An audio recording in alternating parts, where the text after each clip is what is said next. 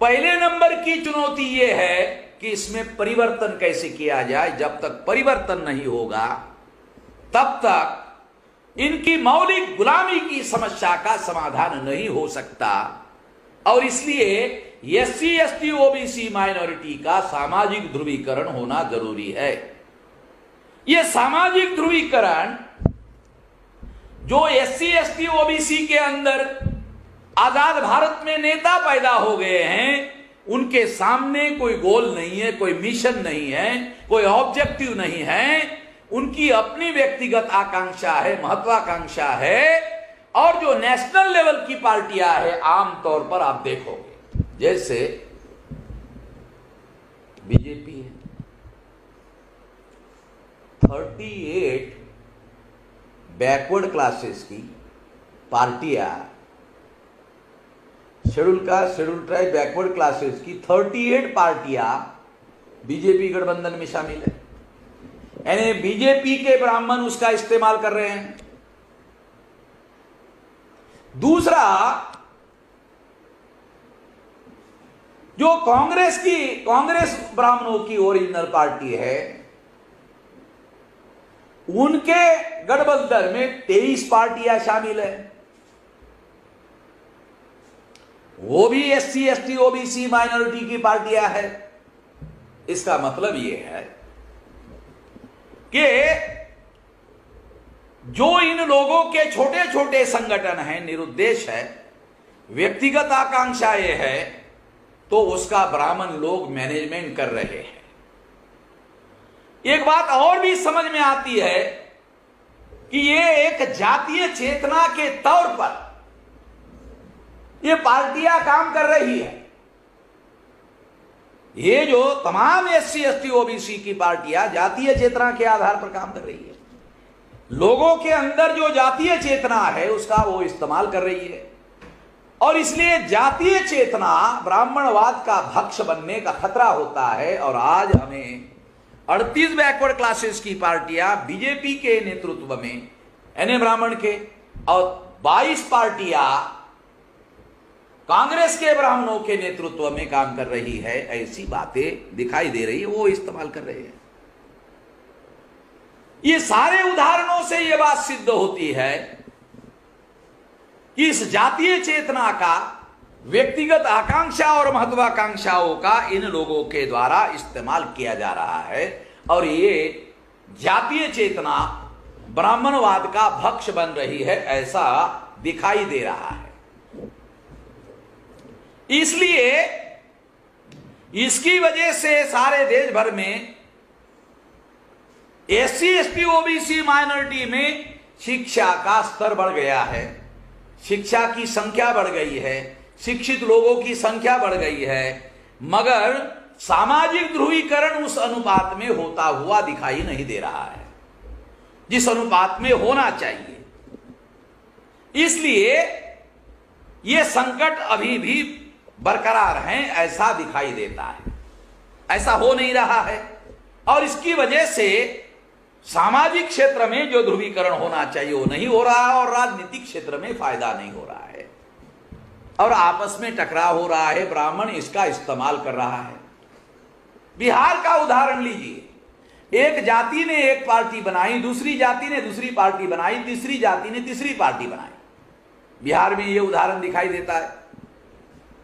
चौथी जाति ने, एक शेड्यूल कास्ट ने एक जाति की पार्टी बनाई, दूसरे एक शेड्यूल कास्ट ने दूसरी पार्टी बनाई, तीसरा एक ओबीसी के जाति का है, उसने एक पार्टी बनाई, चौथा एक ओबीसी का लीडर है, उसने एक ओबीसी की पार्टी बनाई, चौथा एक ओबीसी की जाति अलग जाति है, उसने एक अलग पार्टी बनाई। बिहार में ये जातीय चेतना, एग्जाम्पल के लिए बता रहा हूं, विरोध करने के लिए या उनको टारगेट करने के लिए या उनको भला बुरा कहने के लिए नहीं, बात स्पष्ट करने के लिए, लोगों को बात समझ में आ जाए कि ये जातीय चेतना है। और इस जातीय चेतना का ब्राह्मणवादी लोग भक्ष कर सकते हैं, ये पहले हमने अनुमान व्यक्त किया था। अभी ये अनुमान नहीं है, ये वास्तविकता में परिवर्तित हो गया है, ये दिखाई दे रहा है। इसे सही तरीके से समझने की और जानने की जरूरत है। और इसकी वजह से तमाम बैकवर्ड क्लासेस के लोग जो ब्राह्मण राज से पीड़ित है या ब्राह्मणिक व्यवस्था से पीड़ित है, उसकी पीड़ा लगातार बढ़ रही है, घट नहीं रही है। पहले विषय के संदर्भ में मैं ये बात आपको बता रहा हूं। दूसरी बात, दूसरा विषय कि शेड्यूल कास्ट और बैकवर्ड क्लासेस के लोगों का ध्रुवीकरण होना चाहिए। ऐसी बात बाबा साहब आंबेडकर ने 24 और 25 अप्रैल 1948 में, जब वो दिल्ली में लॉ मिनिस्टर थे, तब उत्तर प्रदेश का शेड्यूल कास्ट फेडरेशन का राज्य अधिवेशन हो रहा था। उस दौरान उन्होंने ये बात कही। 24 तारीख के पहले बाबा साहब आंबेडकर लखनऊ पहुंचे थे और बैकवर्ड क्लासेस का एक डेलीगेशन उनको मिलने के लिए आया और उन्होंने उनको कहा कि आपके जैसा सफल नेतृत्व शेड्यूल कास्ट शेड्यूल ट्राइब के पास होने की वजह से उनको संविधान में बहुत सारे अधिकार मिल रहे हैं, मगर हमारे पास आपके जैसा सफल नेतृत्व ना होने की वजह से हमें संविधान में कुछ मिल नहीं रहा है। एससी और एसटी की तरह आप भी हमारा नेतृत्व करिए, आप हमारा नेतृत्व करिए, हमारा भी नेतृत्व करिए। तो दूसरे दिन बाबा साहब आंबेडकर ने, जो शेड्यूल कास्ट के लोग उपस्थित थे, उपस्थित लोगों को मार्गदर्शन करते हुए कहा है, शेड्यूल कास्ट के लोगों, आप लोगों ने एक तटबंदी बना रखी है, आप दूसरों को वोट देते नहीं, वो दूसरे आपको वोट देते नहीं है। अगर आप उत्तर प्रदेश में शेड्यूल कास्ट और बैकवर्ड क्लासेस के लोग इकट्ठा आते हो, आपको इकट्ठा लाने की कोशिश करनी चाहिए और इकट्ठा आने के लिए शेड्यूल कास्ट के लोगों के द्वारा शर्तें नहीं रखनी चाहिए, क्योंकि बाबा साहब आंबेडकर को मालूम था कि शेड्यूल कास्ट के लोग बैकवर्ड क्लासेस के सामने शर्तें रखते थे कि क्या बैकवर्ड क्लासेस के लोग इंटर कास्ट मैरिज के लिए, इंटर डाइनिंग के लिए तैयार हैं, यानी अंतरजातीय विवाह के लिए बैकवर्ड क्लासेस के लोग तैयार हैं, अंतरजातीय भोजन करने के लिए अछूत और बैकवर्ड क्लासेस के लोग मिलकर भोजन करने के लिए बैकवर्ड क्लासेस के लोग तैयार हैं। ऐसी बातें बाबा साहब आंबेडकर के सामने शेड्यूल कास्ट के लोग कहा करते थे। तो बाबा साहब आंबेडकर को यह जानकारी थी, इसलिए बाबा साहब आंबेडकर ने शेड्यूल कास्ट के उपस्थित लोगों को कहा कि ये लोगों को इकट्ठा होना चाहिए, इकट्ठा करना चाहिए। इकट्ठा करने के लिए किसी प्रकार की शेड्यूल कास्ट के लोगों को बैकवर्ड क्लास के लोगों के सामने शर्त नहीं रखनी चाहिए।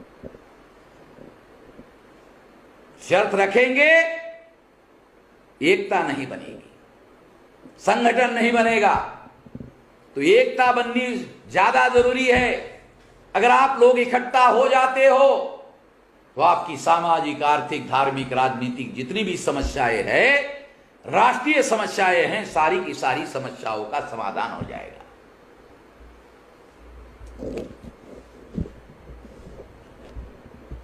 और आप लोग सोचते हो कि जवाहरलाल नेहरू की सरकार, सरदार पटेल की सरकार अमर पट्टा लिखकर आई है।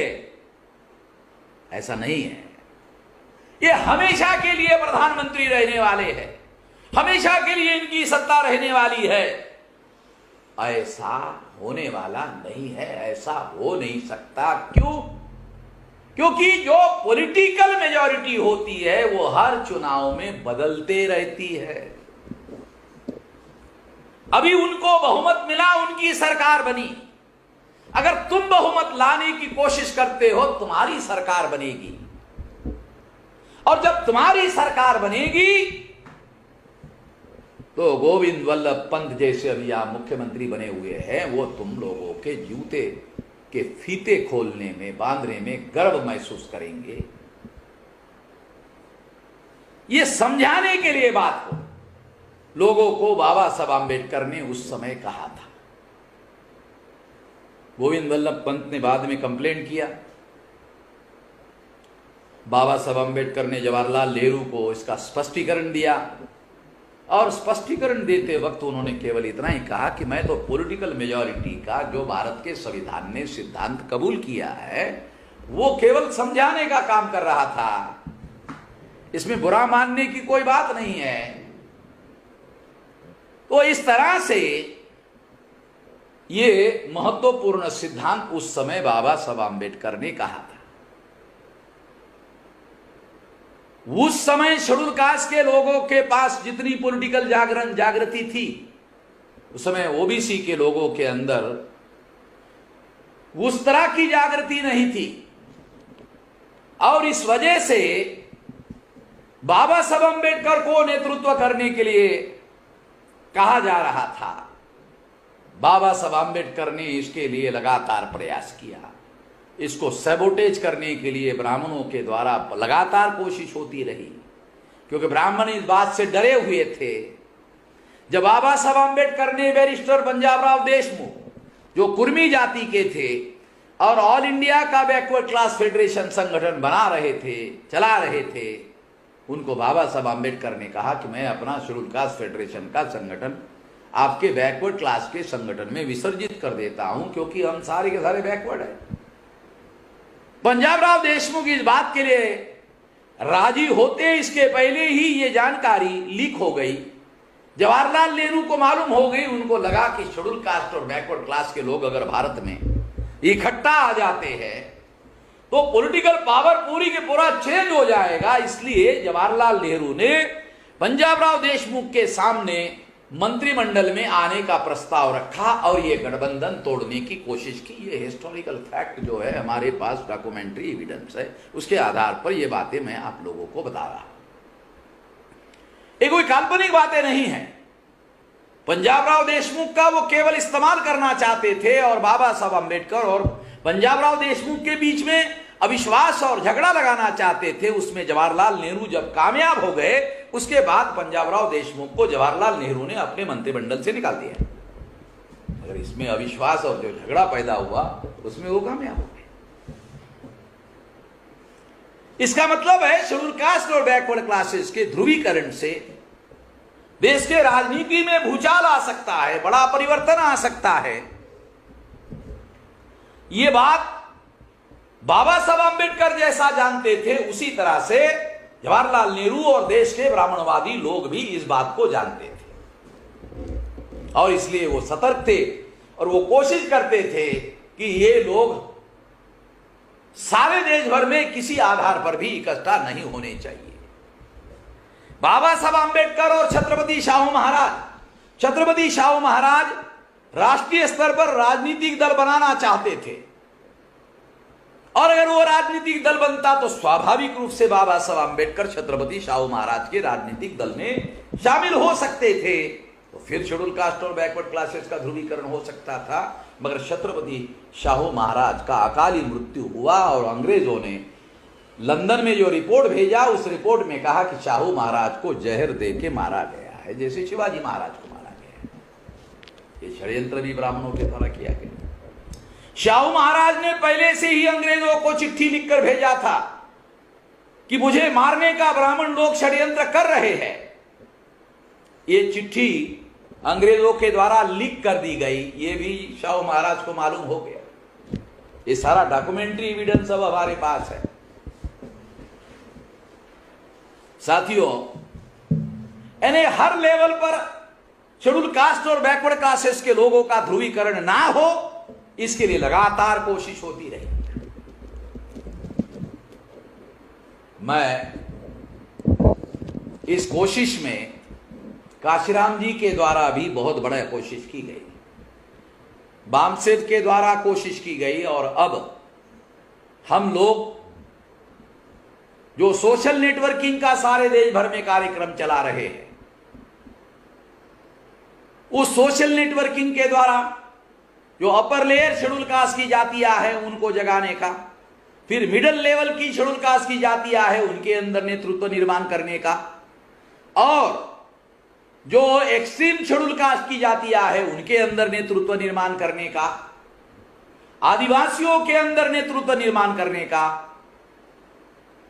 और नॉमिनिक ट्राइब में नेतृत्व निर्माण करने का, एमबीसी के अंदर नेतृत्व निर्माण करने का, ओबीसी के अंदर नेतृत्व निर्माण करने का, माइनॉरिटी के अंदर नेतृत्व निर्माण करने का, ऐसा माइनॉरिटी का नेतृत्व जो दूसरे मजलूमों के साथ मिलजुल कर काम करे। ऐसा प्रयास हम लोगों के द्वारा बड़े पैमाने पर सारे देश भर में हो रहा है, क्योंकि काशीराम जी एक महत्वपूर्ण सिद्धांत बताते थे, उस पर हमने सबसे ज्यादा काम किया। इवन काशीराम जी उतना काम नहीं कर पाए जितना हमने काम किया। मैं लगभग उस सिद्धांत पर अमल करने के लिए सबसे ज्यादा समय लगाया। काशीराम जी ने लिमिटेड पॉलिटिकल एक्शन 81 में शुरू की, 72 में बामसेब का प्रयास उन्होंने शुरू किया, तो ज्यादा से ज्यादा 8-9 साल तक उन्होंने इस सिद्धांत पर अमल किया। जो सिद्धांत वो बताते थे वो सिद्धांत था, गैर राजनीतिक जड़े एससी एसटी ओबीसी की जब तक मजबूत नहीं होती है तब तक उनकी राजनीति सफल नहीं हो सकती। तो इसके लिए पिछले 40 साल से मैं लगातार गैर राजनीतिक जड़ों को मजबूत करने का कार्य कर रहा हूं, और इसकी वजह से 31 राज्यों में 542 जिलों में और आने वाले समय में 630 जिलों में और 3,500-4 हजार तहसीलों में 22,000 ब्लॉक में और 1.5 से लेकर 2 लाख गांवों तक ये जाल अभी फैल गया है, और गैर राजनीतिक जड़ें बड़े पैमाने पर मजबूत हो रही है। जब बड़े पैमाने पर मजबूती होगी तो राजनीतिक क्षेत्र में और आंदोलन के क्षेत्र में सफलता मिलेगी, तय है। मैं ये मानता हूं जो व्यक्तिगत महत्वाकांक्षा को लेकर चलने वाली लीडरशिप है, उस लीडरशिप के द्वारा उद्देश्य और विचारधारा के भी हमारे महापुरुषों के विरोध में काम किया जा रहा है। ऐसे सोशल मीडिया में बयान आ रहे हैं कि हम इनका इतने फीट का पुतला खड़ा कर देंगे, और वो कहता है कि हम तो थोड़ा उससे ज्यादा बड़ा करेंगे। तो इस तरह से ये उद्देश्य के विपरीत काम किया जा रहा है। इसलिए उन लोगों से ये लक्ष्य हासिल करने के लिए कुछ काम होगा ऐसा मुझे लगता नहीं है। इसलिए इसके लिए हम लोगों को ही राष्ट्रीय स्तर पर बड़ा प्रयास करना होगा, और इसलिए हम लोगों को जैसे ब्राह्मणों की एक शक्ति बीजेपी है, दूसरी कांग्रेस है, तो उसी तरह से मूल निवासियों का तीसरा मोर्चा भारत में गठित होना चाहिए। अगर मूल निवासियों के ही दल 38 दल बीजेपी के साथ जाते हैं और 22 दल कांग्रेस के साथ जाते हैं, अगर हम प्रयास करें राष्ट्रीय स्तर पर, अगर हम प्रयास करें तो निश्चित रूप से इनमें से बहुत सारी पार्टियां जो है वो हमारे साथ भी आ सकती है। अगर 38 में से 17 लोग, अगर 19 लोग हम अपने साथ ले ले, और इधर 22 में से 11 लोग अपने साथ ले ले, तो 30 जो छोटी पार्टियां हैं सारे देश भर में तो हमारे साथ आ सकती है। मगर उसके लिए हमको बुनियादी रूप से हमारा बेस तैयार करना होगा, और व्यक्तिगत महत्वाकांक्षा के आधार पर कार्य करने वाले जो लोग हैं वो लंबे दर तक सफल नहीं हो सकते। और हमारा जब आंदोलन बहुत तेजी से जन आंदोलन में रूपांतरित हो जाएगा तो ये जो अवसर है, ये जो रुकावट है, ये रुकावट भी दूर करने में हम कामयाब हो जाएंगे। जब जन आंदोलन शुरू होगा तो जन आंदोलन शुरू होगा तो क्या होगा, जन आंदोलन मैग्नेटिक फील्ड है।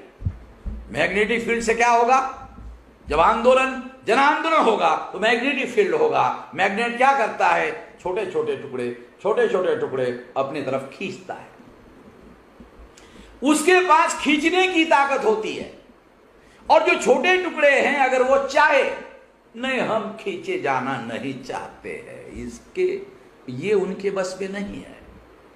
अगर एक छोटा टुकड़ा लोहे का चुंबक के सामने रख दो और छोटा लोहे का चुंबक का टुकड़ा ये सोच नहीं मैं चुंबक के तरफ खींचा नहीं जाऊंगा, ऐसा संभव नहीं है। चुंबक अपना काम करता ही करता है और टुकड़ा जो है वो अपना काम करता है, इससे भिन्न काम वो कर नहीं सकता।